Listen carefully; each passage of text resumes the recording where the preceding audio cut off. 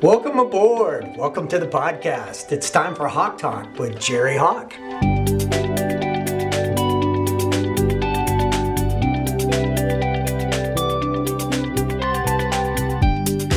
So, this is a really cool part that's added to the choice model. And it's another triangle. Looky there, it's another triangle. This one's by Patrick Lencioni.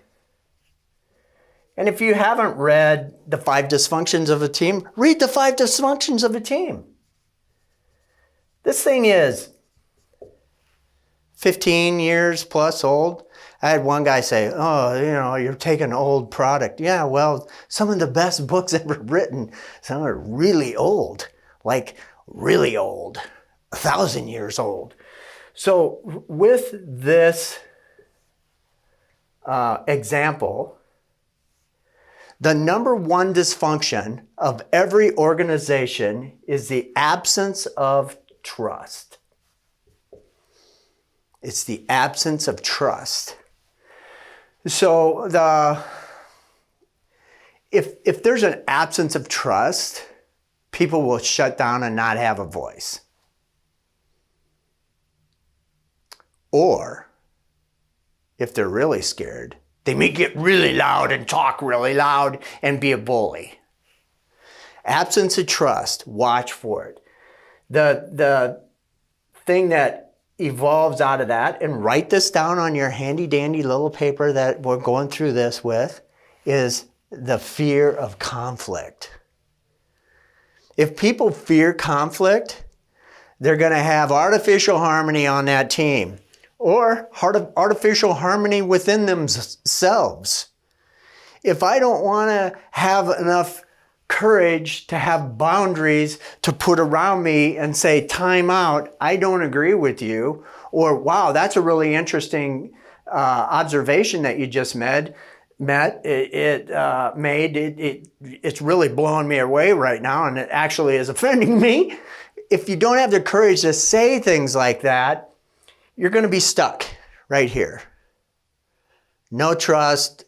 You won't have crucial conversations. No crucial conversations. You will have zero commitment on that team. Now, they may say they're in. They may say, okay. But as soon as they leave the room, they're not going to be committed. When there's no commitment, and here's the part, people will have me come into their organization and they'll say, I want to build a team and I want us to all have accountability with each other. Well, that's a really good thing to want. To hold each other accountable, it's awesome. But there won't be any accountability if you can't get them to commit to what it is that they're agreeing to in the first place. And then, the inattention to results, you might as well just throw that out. I want you to seriously understand that until you realize that how I show up is a choice. If I'm having a bad hair day, or I'm not feeling good about myself enough to put my Superman shirt on, then I am going to be quiet and I'm going to be laid back and I'm not going to participate. So this is really, really important. I want to, for all of you, mostly men out there, that think that some of this is touchy-feely bullshit, I'm talking to you. When there is an absence of trust, fear is present in your organization or on your team or the people that you're trying to lead. Fear is present. So, EQ, emotional quotient, it's just as important as IQ. And what Shirzad Chamine says with positive intelligence, PQ, positive quotient. We all flip-flop between negativeness, that's the driver, doer, left hemisphere, and being mode. Fear generated, love generated. This right here, there's a lot more space to be creative, collaborative, empathetic, compassionate. That's what you want. So this right here, in this really good handwriting, the absence of trust is an emotion.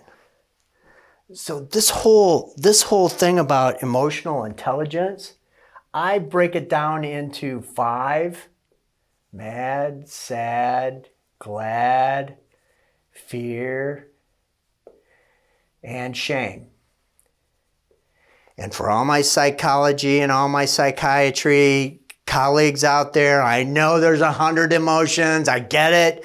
But in a quick, walk in a room, evaluate the situation, feel what's present mode of emotional intelligence, thinking about it, and I rhyme it for us guys: mad, sad, glad, anger, grief, joy, fear, shame. And Brene Brown has done a 15-year study, and she's got some of the most sensational books you'll ever want to read on shame. So for you anti-touchy-feely guys out there, this is about making money and really creating powerful teams. So get that crap out of your head, man. It's important to be able to see and feel what emotions are present in you, number one, and the teams that you're leading. Come on. Bite the bullet and get with the program. So, you can see so far, choice model. Everything's a choice. Left hemisphere, drive, drive, drive. Survivor brain, that's our logic, our intellect. It creates all the stress that we have in our body. This side is attached to our body. It's where our collaboration lives, our love lives, our empathy, our compassion for others, our willingness to look beyond the problem and not get hooked into the emotions that are present or the drama that's present. This is command of our mind. This is not command of our mind. And from this space here, I want you to drive it into your brain as you're writing this down on your paper, that's a choice. And from that choice, you can get a voice. And that voice, in looking at a situation, is there an absence of trust? Is there fear of conflict? Is there no commitment? Is there absolutely no accountability on this team?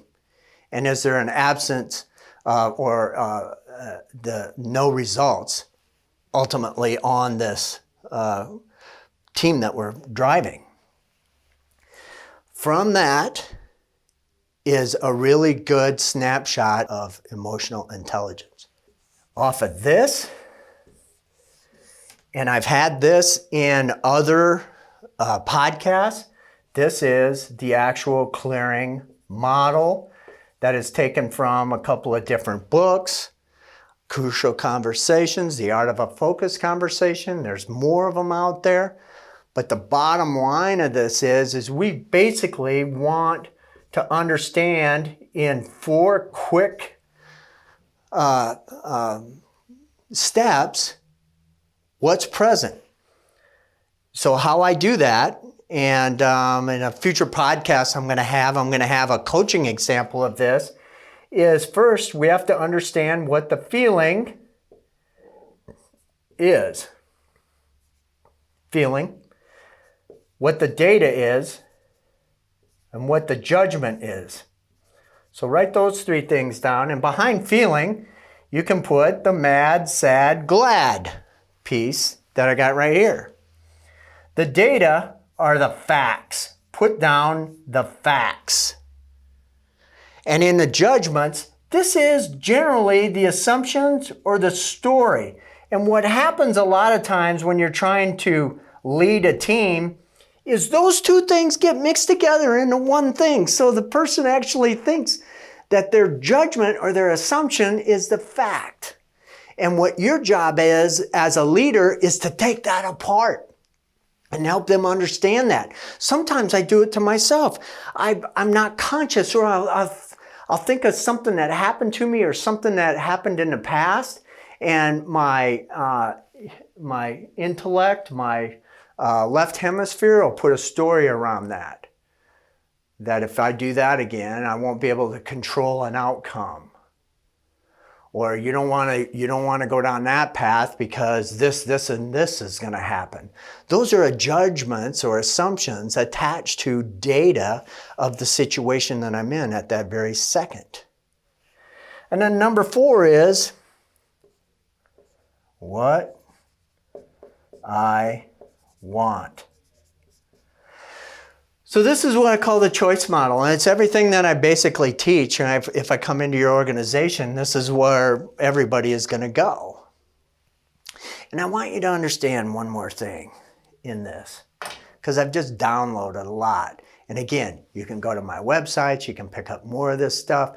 You can call me, you can ask me questions, you can respond to my website and ask questions that way. I'll answer all of them. This part of our brain is like Velcro. Everything negative, all the emotional things that happen, any negative experience is like Velcro, and it sticks in there. Like a data camp. And this side is like Teflon.